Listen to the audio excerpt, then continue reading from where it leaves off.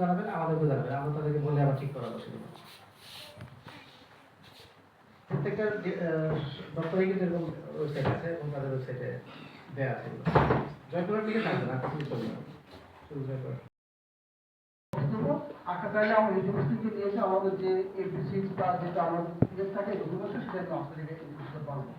এইভাবে আমরা দেশের উন্নয়নে এবং সবার জ্ঞাতার্থে এই মানে যে কেউ যেভাবে তথ্য চাইতে পারে সেই তথ্য যদি ওই যে বৃষ্টির যে লকডাউন আছে এর মধ্যে না হলে কোনো সমস্যা নাই। আর হলে যে আমি সবাইকে একটু বলবো যে এই যে রাইট টু ইনফরমেশন অ্যাক্ট 2019 এই যে ওয়েবসাইটটা আপনারা বললেন, আপনারা অবশ্যই এই ওয়েবসাইটটা আগেকার বানানো নয়। এই স্লোগানটি এটা বানাইছে খুব 3 থেকে 4 দিন বা 5 দিন আগে মন্ত্রী পরিষদে বসে সিদ্ধান্ত করবে একটা স্লোগান ঠিক হয়।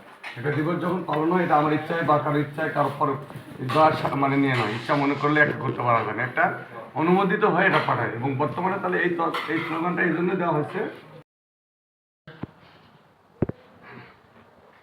রাষ্ট্রের মূল ধারায় তথ্য অধিকারের সংযুক্তি এবং সরকারি খাতের অংশগ্রহণ নিশ্চিত কর।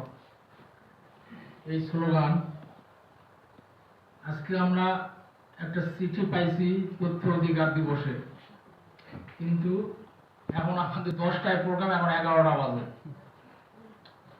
মানে অনেক বিলম্বে শুরু হচ্ছে। আর মূলত আমার ব্যক্তিগত মতামত এই যে আমরা ছাত্র